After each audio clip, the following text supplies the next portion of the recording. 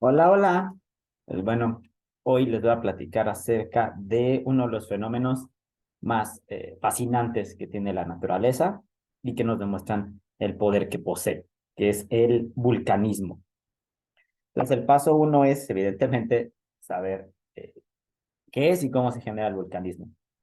El vulcanismo es un fenómeno que ocurre cuando el magma que está contenido en la astenosfera, que es una capa de magma incandescente sobre la cual flotan los continentes, ese magma logra ascender a la superficie y nos va a provocar tres fenómenos. El que más identificamos, que son los volcanes, pero también va a generar aguas termales y géiseres.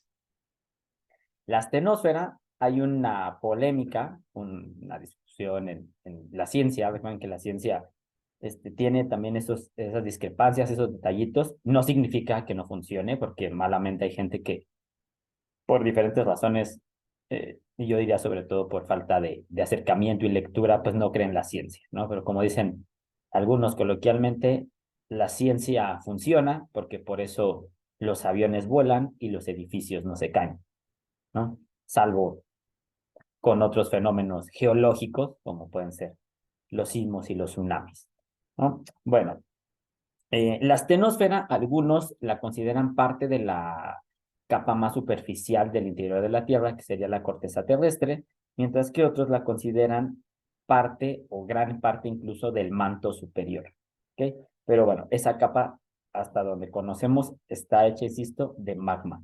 El magma tiene temperaturas alrededor de los 1000 grados centígrados, por lo cual genera los tres fenómenos que mencioné al principio y por lo cual también se suele asociar el ascenso del magma con la formación de ciertos minerales como son los diamantes, estas bellas cadenas de carbono que al enfriarse tan rápido toman esa forma, podemos decir, casi perfecta.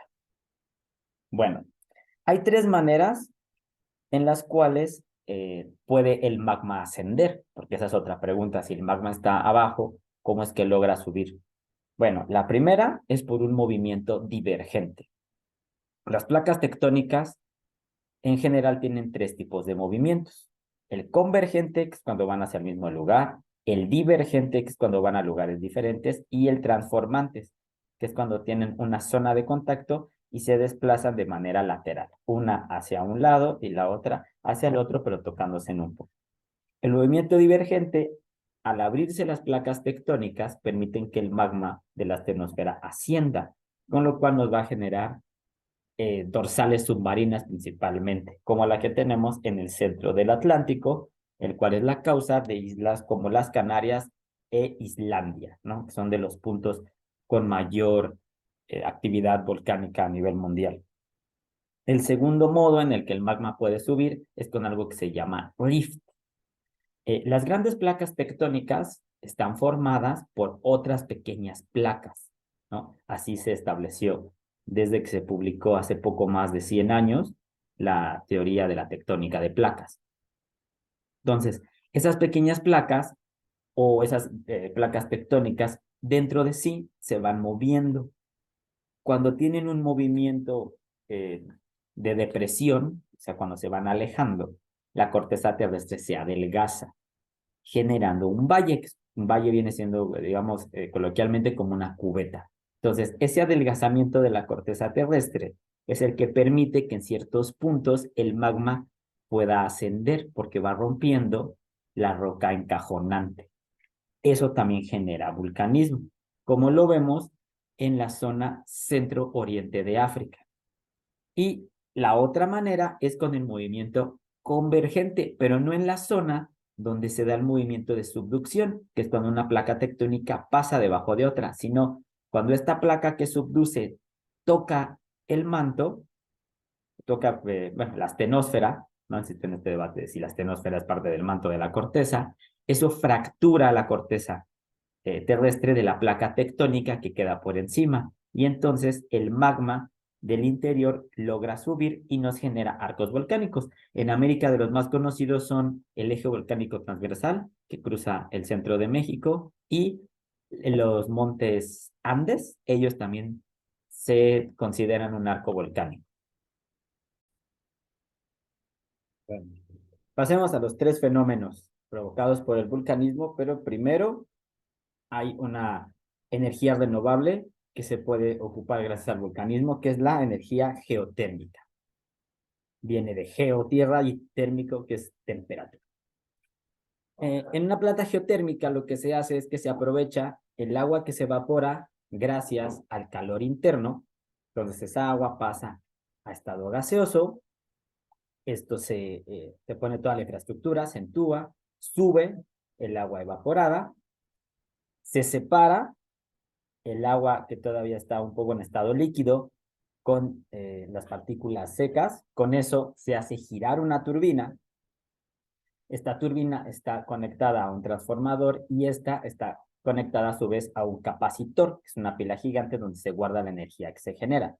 Una vez que ocurre este proceso con el agua evaporada, esta se condensa y se vuelve a inyectar al manto, porque si no se reinyectara, a la larga se secaría y dejaría de funcionar la planta geotérmica. A grandes rasgos, así es como funciona una planta geotérmica.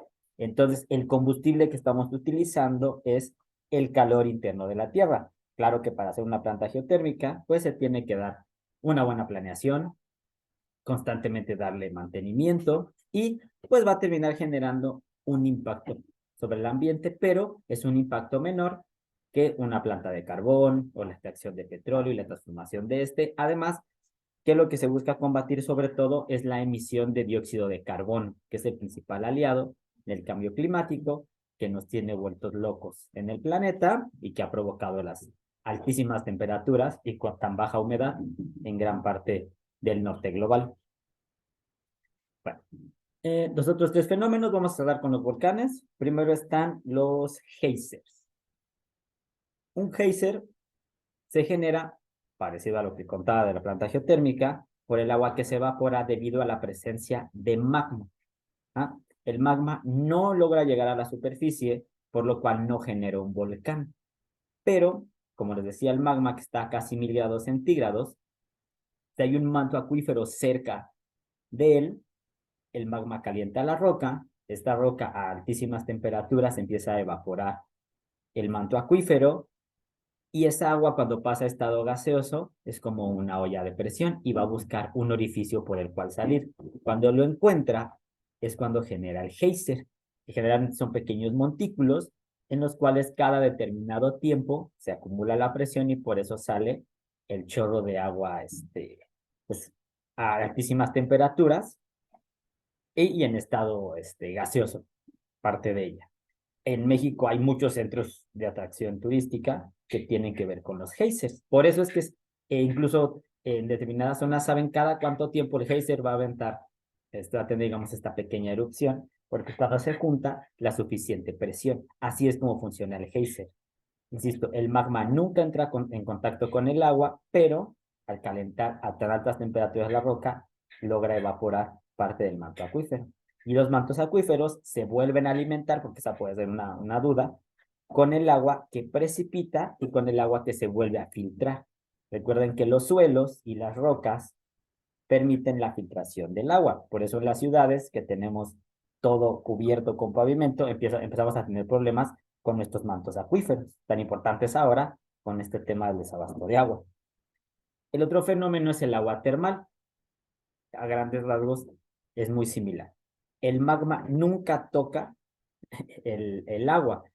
De niño, sobre todo, cuando preguntas que por qué el agua huele así, porque está caliente, te suelen decir es por la presencia de un volcán. Eso es falso, no es en sí un volcán, es una cámara magmática que está cercana. El magma no toca el agua, pero al calentar la roca, calienta el agua. Por eso está a altas temperaturas y el olor a azufre es debido pues, a los minerales, sobre todo a este mineral que tiene el magma. Eso es lo que ocurre con las aguas termales, ¿no? Y finalmente, el volcán. Los volcanes son de lo más fascinante que tiene la naturaleza y son de estas partes bellas, pero muy peligrosas. Una erupción volcánica puede tener la fuerza de 5 o más bombas atómicas. Las partes del volcán son el edificio volcánico, que es lo que nosotros vemos. Dentro del volcán está la cámara magmática, que es lo que alimenta al volcán.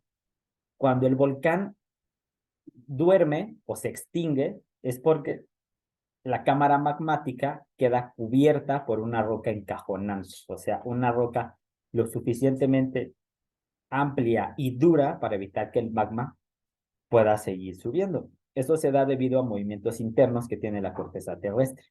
El camino por el cual el magma sube hasta el cráter del volcán, que el cráter es el hoyito, la boca del volcán por la cual expulsa el material, el camino que une la cámara con el cráter se llama chimenea. También existen chimeneas secundarias, las cuales hemos visto en erupciones volcánicas de los últimos años, sobre todo en las Islas Canarias y más en Hawái. Los volcanes hawaianos suelen tener esta parte donde el magma no solo sale por el cráter, sino también por las chimeneas secundarias. Y un volcán, otra de sus partes, pues es la falda, que es la parte más baja, lo que vendría siendo la cima. Cima escrito con Z significa la parte más baja de una montaña. Esa es la parte de la falda. Y el otro, pues vienen siendo los materiales que lanza el volcán. A esos también les llamamos riesgos asociados a un volcán. La mayoría de la gente ubica la lava y la ceniza. Sin embargo, ellos no son los dos fenómenos o los dos riesgos asociados a un volcán más peligrosos. La lava, pues es el nombre que le solemos dar al magma una vez que sale a la superficie, pero la magma no nos da tanto miedo, ¿no? Ya que se mueve a una velocidad de 20 kilómetros por día. La lava es un tipo de fluido parecido a la pasta de dientes, el cual es muy denso, el cual no avanza muy rápido y por eso no nos genera tanto miedo. Va a afectar a los que vivan dentro del edificio volcánico sobre pero más allá no va a llegar. La ceniza es parte de los materiales que llamamos piroclastos y existen principalmente tres que lanza el volcán. Uno es la ceniza, que estos son pequeños cristales y rocas fundidas, que depende de qué tan fuerte sea la erupción, es cuánto material va a lanzar. Y la ceniza se va a desplazar dependiendo de hacia dónde esté soplando el viento en ese momento. Entonces, la ceniza lo único es, pues, que si cae ceniza tienes que cubrirte las vías respiratorias para que no se te metan estos cristales y rocas a la nariz. Tienes que limpiar tu casa, edificio, sobre todo gente de zonas rurales o semirurales, porque la ceniza, insisto, como son rocas y cristales, pesan y pueden hacer que una casa se desplome. Y cuando lo limpies, no la debes de mojar, porque si la hidratas, si se moja, se va a afilar y entonces va a cortar. Por eso cuando le quitan a un coche la ceniza, lo deben de hacer con un trapo seco y de manera suave para evitar rayar el coche, ¿no? Otro piroclasto que lanza es el apilli, que son pequeñas rocas, eh, más chicas que la palma de la mano, ¿no? Y que no generan mayor problema. Y otros son las bombas. Las bombas son bolas de lava que salen volando y que también no suelen llegar más allá del edificio volcánico. O sea, más allá de la falda, nunca van a lograr volar. Pero pues en zonas cercanas a los volcanes suele haber asentamientos humanos, así que por eso a esa gente hay que sacarla de ahí. Y luego vienen los fenómenos que sí nos dan mucho miedo que haga un volcán, que son primero el flujo piroclástico. Un flujo piroclástico es cuando el material que expulsa el volcán no vuela y es transportado por el viento, sino que es tan denso que se desliza sobre el edificio volcánico o la ladera del volcán, que es otra manera como le decimos. El problema con el flujo piroclástico es que puede alcanzar velocidades de hasta 200 kilómetros por hora y sus temperaturas son cercanas a los 1000 grados centígrados. Entonces, todo lo que encuentre un flujo piroclástico lo va a matar, como ocurrió en Pompeya. Por eso el flujo piroclástico nos da tanto miedo. Los volcanes que son clasificados con erupciones explosivas son los que pueden hacer ese fenómeno. Por eso le tenemos tanto miedo a un flujo piroclástico. Otro fenómeno que se asocia con volcanes que tienen hielo en su cúspide es el lajar. El lajar es una corriente de lodo que de igual manera se desliza por la ladera del volcán, alcanzando velocidades también de casi 200 kilómetros por hora y es muy denso. Entonces, igual, todo lo que encuentre lo va a sepultar.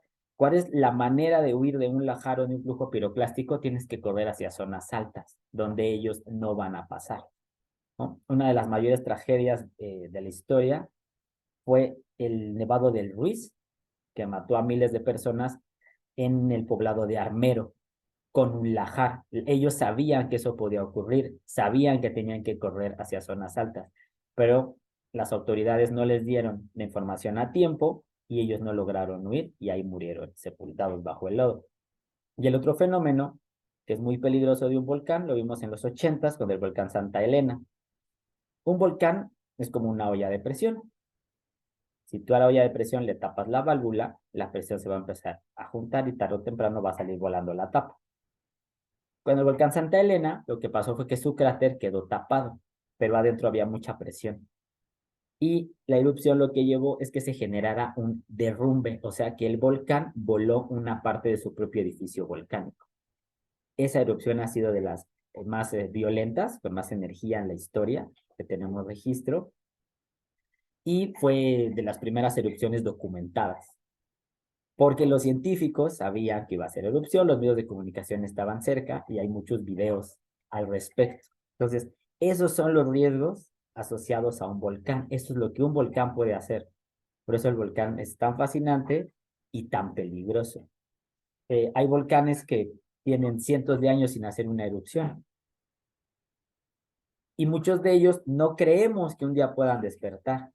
Pero también hay una situación del hecho de que no veamos que un volcán haya despertado no significa que no lo pueda hacer. Por eso incluso se monitorean los llamados megavolcanes, como el volcán de Yellowstone en Estados Unidos o el megavolcán que está cerca de Nápoles en Italia, porque los científicos descubren que abajo sigue habiendo movimiento de material, por lo cual temen que estos megavolcanes puedan hacer una erupción muy violenta que pueda cambiar incluso el clima global debido al tamaño que tiene. No se sabe si se pueda pasar o no, pero por eso se monitorea. Y para terminar, un tema asociado a los volcanes tiene que ver con la prevención, algo que nos destaca mucho y que nos genera este sentimiento de vulnerabilidad y temor ante un riesgo geológico, es que no lo sabemos predecir, ¿no? Son cuestiones internas de la Tierra. Nosotros al 100 no sabemos cómo es el interior de la Tierra. Tenemos paradigmas, o sea, modelos científicos que nos dicen cómo puede ser a partir de ciertos fenómenos que se dan, pero no sabemos cómo es. Y no podemos predecirlos. Nadie puede predecir un sismo, nadie puede predecir una erupción volcánica. Un volcán puede estar constantemente en actividad, como lo vemos con el volcán Popocatépetl, y nunca ha hecho ninguno de los tres fenómenos más peligrosos, y tiene la capacidad para hacerlo, pero nunca ha hecho ni un flujo piroclástico, ni un lajar, ni un derrumbe. Pero por eso se le monitorea. En cambio, hay volcanes que pueden despertar y a los 3 días hacer una erupción muy violenta. Uno de los casos más tristes fue una erupción en el 82 del volcán Chichón, donde el Chichón despertó, sabían que iba a ser una erupción, evacuaron a la gente, pasó más de una semana, el volcán no hacía la gran erupción que se esperaba, y a la noche siguiente que la gente volvió a sus casas, el Chichón hizo la erupción y mató a miles de personas. Entonces, ahí pues sí es un tema entre que los científicos tienen que tratar a partir de todo lo que conocen, saber en qué momento va a ser erupción el volcán, y las autoridades, porque para ellas significa tanto un gasto como un tema de credibilidad. El gobierno siempre está en ese sentido entre la espada y la pared con los volcanes, porque si los evacúa y no pasa nada, empieza a haber muchos cuestionamientos hacia él, si hubo desconocimiento, malinformación, desvío de recursos, etcétera.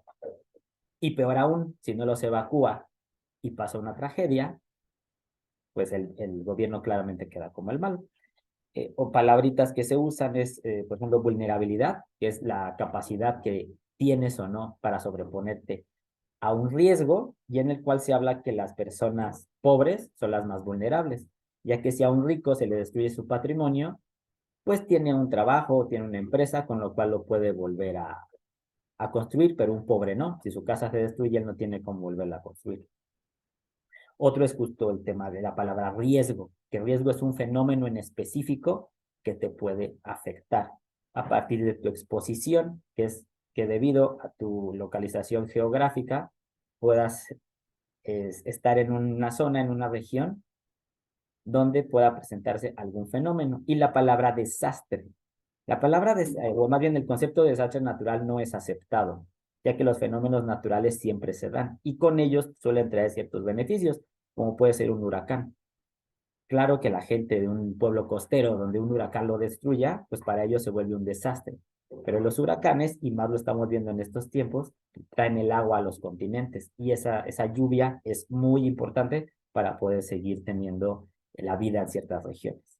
Entonces, por eso el término desastre natural no es aceptado, pero el término desastre sí. Y un desastre es cuando hay un fenómeno que rompe la cotidianidad de un lugar y termina dañando severamente la infraestructura. Eso es un desastre. Y todo eso pues, se asocia a este tema de los volcanes y de los fenómenos naturales, ¿no? Entonces, bueno, para acabar, pues el vulcanismo no son solo los volcanes, aunque son los que más nos fascinan. La lava no es el riesgo más peligroso que hace un volcán. Y también los geysers y las aguas termales son consecuencia del vulcanismo. Y el magma nunca toca el agua por al calentar a altas temperaturas las rocas, por eso el agua se evapora y nos da el geyser o se calienta tanto el cuerpo de agua que está expuesto, que eso es lo que genera el agua termal. Bueno, pues espero que les haya servido, fue un poco largo, gracias por llegar hasta acá. Recuerden ser justos y honestos, cuidar la naturaleza, cualquier comentario es bienvenido, siempre con respeto y proponiendo el diálogo. Y pues yo les deseo lo mejor hoy y siempre, cuídense mucho, nos vemos hasta la próxima, chao.